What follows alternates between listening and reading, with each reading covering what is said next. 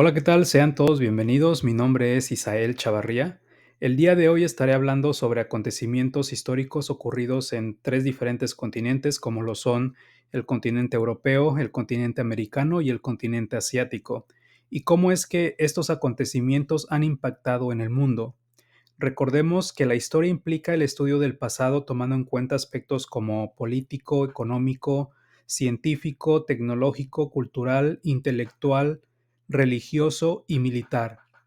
Cuando no se sabe de historia, se tiende a romantizar el pasado, no se comprende la relevancia de ciertos movimientos sociales para gozar de algunos privilegios actuales, o no se logra dimensionar la gran diversidad de formas de pensar, de instituciones y prácticas culturales que han existido a lo largo del tiempo.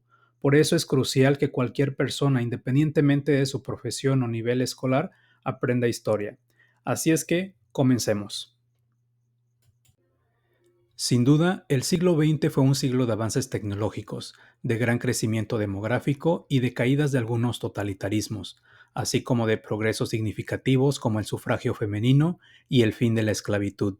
No obstante, para el autor Eric Hobsbawm, en su libro Historia del siglo XX, capítulo 1, lo titula Época de la Guerra Total, ya que en este siglo surgen la Primera y Segunda Guerra Mundial.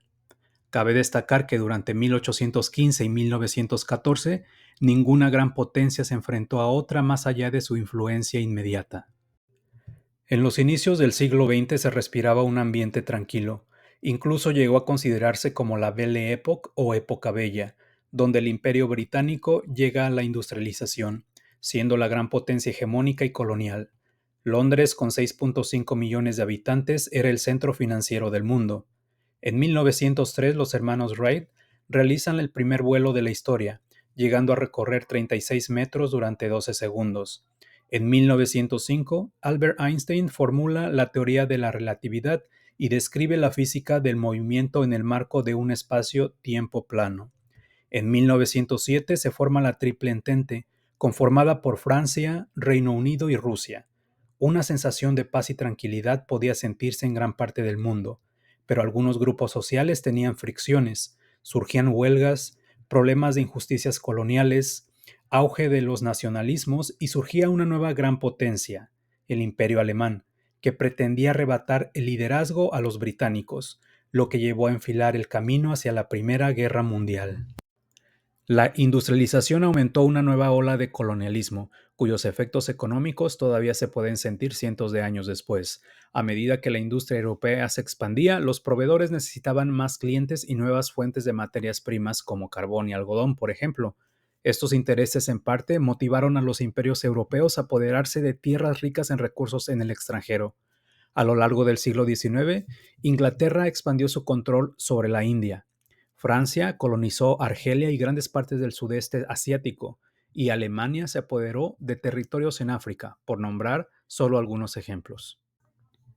A lo largo de la historia, las naciones poderosas han buscado siempre someter a sus vecinos más débiles, para incorporarlos a la sociedad forzosamente y aprovechar los recursos naturales, culturales o territoriales sobre los que estos estén construidos.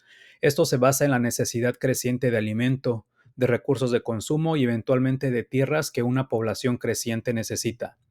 Prueba de ello fue la Guerra de Intervención de Estados Unidos contra México, ocurrida en 1846 a 1848, que tuvo como objetivo expandir el territorio de la Unión Americana. La anexión de Texas en 1845, que México nunca reconoció, abrió el mayor conflicto en la historia de los dos países.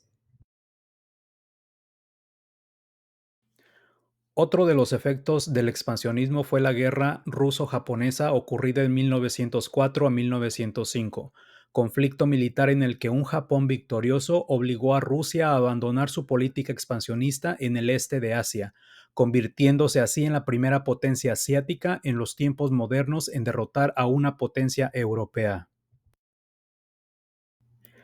Antes de la Primera Guerra Mundial, la última dinastía de China, la dinastía Qing, se derrumbó y dio paso a una república nominal. Sin embargo, este gobierno también fracasó y China se convirtió en una región fragmentada de caudillos. De este vacío surgieron dos fuerzas principales que aspiraban a unificar a China bajo su ideología. En 1912 se formó el Kuomintang, KMT, y en 1922 se formó el Partido Comunista de China, PCCH. Los dos no eran enemigos inmediatos, pero en 1927, con gran parte del sur y el centro de China bajo su control, el KMT se volvió abiertamente contra el PCCH. Por otra parte, en el este de Japón había comenzado ya a finales del siglo XIX a extenderse por Asia, provocado por el conflicto entre las prácticas tradicionales japonesas y las cambiantes condiciones sociales asociadas con la rápida industrialización y modernización. En 1905, Japón obtuvo una asombrosa victoria sobre Rusia y en 1910 ocupó Corea y la convirtió en una colonia. Durante la década de 1920, la democracia parecía estar arraigando en Japón, pero en la década de 1930 la Gran Depresión sacó a la luz a muchos líderes militares talentosos que tomaron el control de Japón, a menudo gobernado en el nombre del emperador Hirohito y jugando con el respeto tradicional que el pueblo japonés tenía por sus emperadores. En 1931 Japón invadió y ocupó Manchuria Interior y estableció el estado títere de Manchukuo, y en 1937 lanzó una segunda invasión que ocupó el resto de la región. Por esta razón, algunos académicos consideran que de 1936 a 1937 fue el comienzo real de la Segunda Guerra Mundial.